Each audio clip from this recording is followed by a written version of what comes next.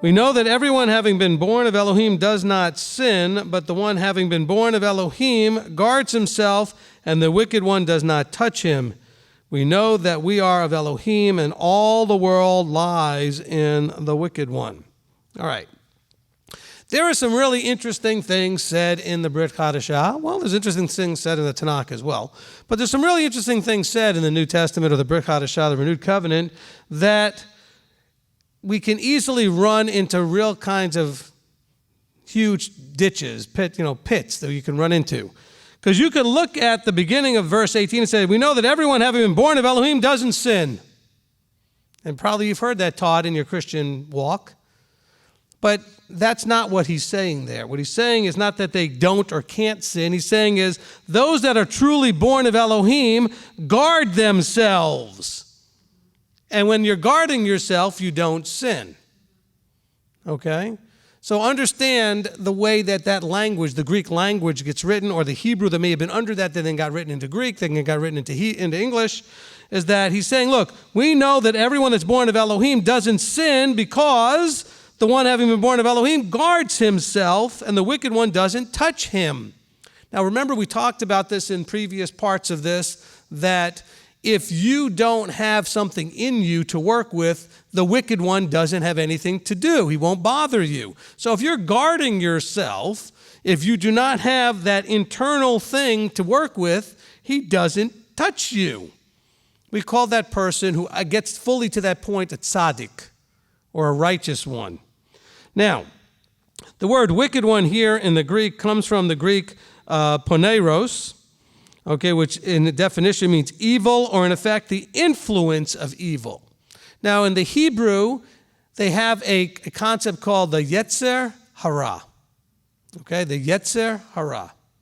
Or if you're in New York, the yetzer hara, okay? And the yetzer hara is the evil inclination. So all of Orthodox Judaism and a lot of the rest of Judaism, but especially the Orthodox, focus on overcoming the yetzer hara. That's what they believe life is about, is overcoming the struggle against the evil inclination. The being inclined towards doing that which is against what's right, which is Torah. This evil inclination, the yetzer hara, it's the inner impulse or tendency within the human heart to gravitate toward selfish gratification. Okay, I'll say that again. This yetzer hara is the inner impulse or tendency within, we'll call it the intrinsic nature. It's the essence of your nature. Okay, when you're in line with this yetzer hara, the essence of your nature is to be in line with, you are gravitating towards selfish gratification. I want, I like, I don't want, I don't like. Pleasing that voice. That's the evil inclination. And again, they understand evil to be anything that is in opposition to and not in line with Torah. That's evil. Okay? The inner impulse or tendency within the human heart, within our hearts, and that's why the heart of the matter teaching is so important, because that is the problem, is our hearts, towards selfish gratification. This yetzer hara. We need to guard against the yetzer hara by developing our yetzer hatov. The yetzer hatov is the good inclination. The yetzer hatov instead of the yetzer hara. Okay? So yetzer hatov. So we want to work on our yetzer hatov. So this is very much in line with what we've been teaching now for a couple of parts, which is understanding our internal essence, or the I called it an intrinsic nature, the basic mindset that we have at that moment where it becomes in essence who we are, the defining characteristics of who we are. That is our nature, our essential nature, being in line with his essential nature, or being in line with Hasatan's essential nature, which is to be encouraging you towards self-gratification. And so guess what? In verse 18, we know everyone who's had their nature changed to be like Elohim guards himself so that it stays that way, and therefore the enemy's got nothing to work with. So the enemy doesn't touch him. Is this kind of lining up? Do you see it? Now, because I've had people argue with me saying, no, As a Christian, I can't sin. I don't sin. It says that I'm of Elohim. I don't sin. No, it says you don't sin because you guard yourself.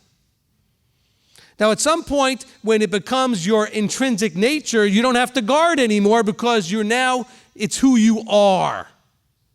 Okay? It becomes who you are.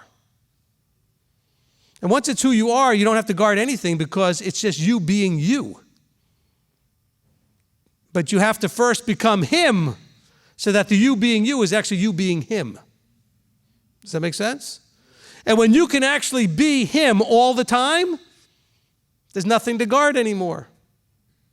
You've changed over that threshold where the Yetzer Hara no longer has any temptation for you. There is no evil inclination. That inclination's gone. Because in him there is no evil inclination. Yeshua does not have and never had a Yetzer Hara. So if you can become like him, then you will not have the evil one having any opportunity to touch you. It says the wicked one does not touch this person. Why? Because he's afraid of him? No, because there's nothing to work with. I mean, it's just simply logical. He doesn't touch him because, just like what had happened with Job, right? Hasatan was asked, well, what do you think of Job? And Hasatan said, well, there's nothing I can do. I can't touch him because you give him everything and I got nothing to work with. And so Yahweh said, fine, take away all of his stuff and we'll see. So he gave him permission to work with some things. Guess what? The Father of all things gives permission every now and then for Hasatan to deal with some of your things, to see where you're at. This is the baptism of fire stuff again, right? To test to see if you've, really changed in your intrinsic nature. Have you become like Elohim? The only way to know is to put you through a test. You can claim it all you want. Listen, every one of us knows people that claim this and claim that, but then when push came to shove, they didn't do it. Oh, yeah, well, I can handle this, and oh, yeah, I can do that, and oh, yeah, this is no problem. And then as soon as it happens, boom. The reality was it was not what they said it was. They didn't handle it, right? And we've seen that happen. We know that. We've seen that in ourselves. We've been so disappointed in ourselves because we talked real big, and it turned out when something really came up to test that, we failed. Epic failure.